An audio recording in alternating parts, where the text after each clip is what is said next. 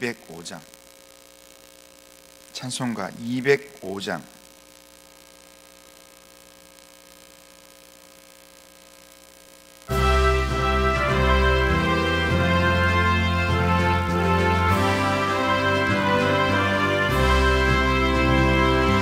주 예수 크신 사랑 늘 만해 주시오. 나 항상 듣던 말씀 또 들려주시오.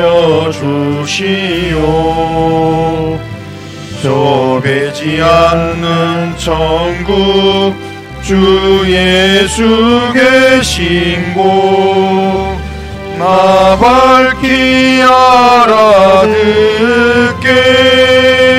또 들려주시오. 나 항상 듣던 말씀, 나 항상 듣던 말씀, 주 예수 크신 사랑 또 들려주시오. 아침에 있을 방울 쉬 사라짐같이 내 기억 부족하여 늘 잊기 쉬우니 잘 알아듣기 쉽게 늘 말해주시오. 날 구속하신 사랑 또 들려주시오. 나 항상 듣던 말씀, 나 항상 듣던 말씀, 주 예수 크신 사랑 또 들려주시오. 주 예수 나를 위해 이 세상 오셔서 날 구속하시는 은혜 말하여 주시오. 나 같은 사랑 위에 주 보혈을 흘렸네. 이 복스러운 말씀 또 들려주시오. 나 항상 듣던 말씀, 나 항상 듣던 말씀, 주 예수 크신 사랑 또 들려주시오. 이 세상 헛된 영화 날 미워갈 때에 주 예수 크신 사랑 늘 들려주시오. 천국의 빛난 영광 내 눈에 비칠 때 주 예수 크신 사랑 또 들려주시오. 나 항상 듣던 말씀, 나 항상 듣던 말씀, 주 예수 크신 사랑 또 들려주시오.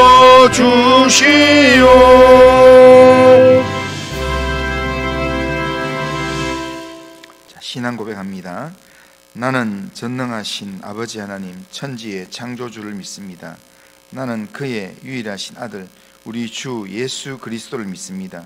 그는 성령으로 잉태되어 동정녀 마리아에게서 나시고 본디오 빌라도에게 고난을 받아 십자가에 못 박혀 죽으시고 장사된 지 사흘 만에 죽은 자 가운데서 다시 살아나셨으며 하늘에 오르시어 전능하신 아버지 하나님 우편에 앉아 계시다가 거기로부터 살아있는 자와 죽은 자를 심판하러 오십니다. 나는 성령을 믿으며 거룩한 공교회와 성도의 교제와 죄를 용서받는 것과 몸의 부활과 영생을 믿습니다. 아멘. 하나님 말씀은 마가복음 4장입니다. 마가복음 4장 1절에서 12절. 마가복음 4장 1절에서 12절 한 절씩 교독하겠습니다. 예수께서 다시 바닷가에서 가르치시니 큰 무리가 모여들거늘 예수께서 바다에 떠 있는 배에 올라 앉으시고 온 무리는 바닷가 육지에 있더라. 이에 예수께서 여러 가지를 비유로 가르치시니 그 가르치시는 중에 그들에게 이르시되 들으라. 씨를 뿌리는 자가 뿌리러 나가서 뿌릴새 더러는 길가에 떨어짐에 새들이 와서 먹어버렸고 들으는 흙이 얕은 돌밭에 떨어짐에 흙이 깊지 아니하므로 곧 싹이 나오나 해가 돋은 후에 타서 뿌리가 없으므로 말랐고 들어는 가시들기에 떨어짐에 가시가 자라 기운을 막음으로 결실하지 못하였고 더러는 좋은 땅에 떨어짐에 자라 무성하여 결실하였으니 30배나 60배나 100배가 되었느니라 하시고 또 이르시되 들을 귀 있는 자는 들으라 하시니라. 예수께서 홀로 계실 때 함께한 사람들이 12 제자와 더불어 그 비유들에 대하여 물으니 이르시되 하나님 나라의 비밀을 너희에게는 주었으나 외인에게는 모든 것을 비유로 하나니 이는 그들로 보기는 보아도 알지 못하며 듣기는 들어도 깨닫지 못하게 하여 돌이켜 죄사함을 얻지 못하게 하려 함이라 하시고. 아멘.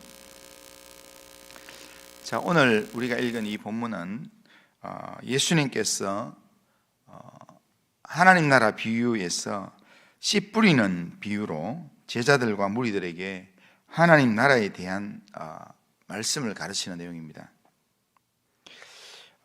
예수의 소문이 온 사방에 퍼지자 수많은 사람들이 예수님께 나왔습니다. 예수님을 찾아온 그 사람들에게 예수님은 하나님 나라에 대한 말씀을 가르치셨습니다. 하나님 나라의 비밀을 말씀하신 것입니다. 보이지 않는 하나님 나라, 천국을 실감 있게 설명하시고 또 듣는 사람의 수준에 맞게끔 그렇게 설명하기 위해서 예수님은 비유로 설명을 하셨습니다. 이 비유법은 유대인들에게는 굉장히 익숙한 그런 이 교수법입니다. 그런데 11절에 보면 하나님 나라의 비밀이라 이렇게 말씀한 것처럼 이 비유에는 특징이 있습니다. 첫 번째 특징이 뭐냐면 이 하나님 나라의 비밀을 알려주는 계시의 기능이 있습니다. 그러니까 계시라는 말은 열개자의 볼시자입니다. 그러니까 지금 이 하나님 나라를 실제로 느끼고 보게 하게끔 하는 그런 기능이 있습니다. 비유의 말씀을 들으면서 하나님 나라의 비밀을 깨닫는 자가 있다라는 겁니다. 그래서 들을 귀 있는 자는 들으라 하는 그런 말씀을 하시는 겁니다. 그런데 이 비유에는 두 번째 특징이 있습니다. 이 하나님 나라의 비밀을 깨닫지 못하게 만드는 비밀의 기능도 있다는 겁니다. 듣기는 들어도 알지 못하는 것이 비유의 말씀입니다. 그러니까 외인에게는 이 그리스도 밖에 있는 사람들에게는 모든 것을 비유로 해서 깨닫지 못하게 한다는 겁니다. 그러나 예수님이 사용하신 이 비유의 목적은 지금 누구한테 들려주는가 하면 예수님을 따르는 제자들한테 들려주는 겁니다. 그러니까 그리스도 바깥에 있는 사람, 주님의 가르침 밖에 있는 사람이 아니라 지금 주님 가르침 안에 들어와 있는 사람, 너희는 나를 따르라 했을 때 주님 안에 들어와 있는 사람, 그 사람들한테 비유로 가르치는 거기 때문에 이것은 예수님께서 제자들을 깨닫지 못하게 하려는 게 아니라 좀 더 하나님 나라에 대해서 좀 더 쉽고 바르게 깨닫도록 하기 위해서 예수님께서 이 하나님 나라의 비유를 말씀하신다는 겁니다. 하나님 나라의 이 비유에 대한 내용 중에서 제일 기본이 뭐냐면 씨 뿌리는 자의 비유입니다. 여기 이 첫 번째 씨 뿌리는 자의 비유에는 예수님의 표현 속에 이렇게 나옵니다. 어떤 씨 뿌리는 자가 씨를 뿌리러 나가서 씨를 뿌리는데 들어는 길가에 떨어지고 또는 돌밭에 떨어지고 또 가시떨기에 떨어지고 그리고 좋은 땅에 떨어졌다, 그렇게 얘기합니다. 그런데 그 결과는 길가에 뿌린 씨앗은 새들이 와서 먹어버렸다 그러고, 돌밭에 떨어진 씨앗은 싹이 나지만 뿌리가 없으므로 해가 돋은 후에 타서 말라버렸다 그러고, 가시떨기에 떨어진 씨앗은 자라지만 가시가 자라서 기운을 막음으로 결실을 못한다. 그리고 좋은 땅에 떨어진 씨앗은 결국 무성하게 자라서 결실에서 30배, 60배, 100배의 결실을 맺는다라는 그런 이야기입니다. 이 씨 뿌리는 자의 비유가, 씨 뿌리는 자의 목적은 뭐냐면, 씨를 왜 뿌리는가 하면 열매를 거두기 위해서 뿌리는 겁니다. 단지 싹이 나는 것, 그냥 열매 없이 단지 자라는 것만을 위해서 씨를 뿌리는 사람은 그냥 식물 정원을 하는 사람 외에는 없을 겁니다. 그러니까 식물에 씨를 뿌리는 것은 열매가 있는, 열매를 기대하고 하는 겁니다. 그렇기 때문에 열매가 없는 것은 모두가 다 헛된 겁니다. 그런데 이 씨 뿌리는 자의 비유를 보면서 우리는 이렇게 의문을 가질 수 있습니다. 씨 뿌리는 자가 좀 문제가 있다. 그냥 씨를 좋은 땅에 뿌리면 되지, 왜 길가에 뿌리고 또 돌짝밭에도 뿌리고 이렇게 하는가? 이거는 그 당시에 유대인의 그 당시에 유대인의 농사법 자체가 지금 이렇게 그 길과 이게 우리처럼 딱 구역이 딱 정해지고 이렇게 돼 있는 게 아니라는 겁니다. 그러니까 거기에 밭이 있으면 밭 안에 사람이 다니는 길도 있고, 거기에 거기 그 밭을 일구기 위해서 돌을 밖으로 뺏는 그런 돌이 많은 땅도 있고, 거기에 또 가시가 나 있는 땅도 있고, 그런 땅들이 지금 펼쳐져 있는 상황에서 그 당시에 유대 농부들은 씨를 뿌리는데, 뿌리면 그 뿌린 씨가 어디에 떨어지는가에 따라서 싹이 나느냐 안 나느냐를 결정한다는 겁니다. 그러니까 오늘 이 본문에서 문제의 초점은 씨를 농사를 어떻게 하면 잘 지을까, 이거에 목적이 있는 게 아니라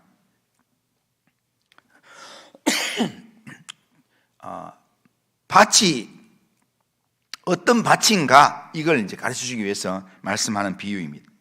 비유는 다 이 비유의 이 목적이 있기 때문에 그 비유에 대한 또 한계도 있습니다. 그러니까 지금 오늘 이 씨 뿌리는 자의 비유에서는 씨의 종류나 이렇게 씨 뿌리는 자의 능력, 이런 측면을 이야기하는 게 아니라 씨를 받아들이는 밭의 종류에 대한 이야기를 비유로 이야기하고 있는 것입니다. 그러므로 우리가 이 씨 뿌리는 자의 비유에서 길가, 돌밭, 가시떨기, 그다음에 좋은 땅, 이런 내용이 있어 이 우리의 말씀을 받는 우리의 마음이 어떤 마음인가, 내가 길가와 같은 마음인가, 아니면 돌밭과 같은 마음인가? 가시떨기와 같은 마음인가? 우리가 또 아니면 옥토와 같은 마음인가? 이걸 우리가 우리 스스로를 점검해 볼 필요가 있어야 합니다. 우리가 신앙생활 하면서 길가와 같은 마음이나 돌밭과 같은 마음이나 가시떨기 같은 마음이라면 우리가 믿는다고 하면서도 우리가 구원에 이르지 못합니다. 신앙의 기쁨과 열매를 얻지 못하게 된다는 겁니다. 보기는 보아도 알지 못하며 듣기는 들어도 깨닫지 못하는 그런 삶을 살게 된다는 겁니다. 그래서 예수님은 3절에서 들으라 라고 이야기하고 또 9절에서는 들을 귀 있는 자들은 들으라 라고 반복해서 말씀하시는 겁니다. 우리의 마음밭이 처음부터 좋은 밭으로 시작하는 사람은 몇 명 되지 않습니다. 그리고 우리의 본성 자체가 처음부터 이렇게 좋은 밭으로 시작되지는 않습니다.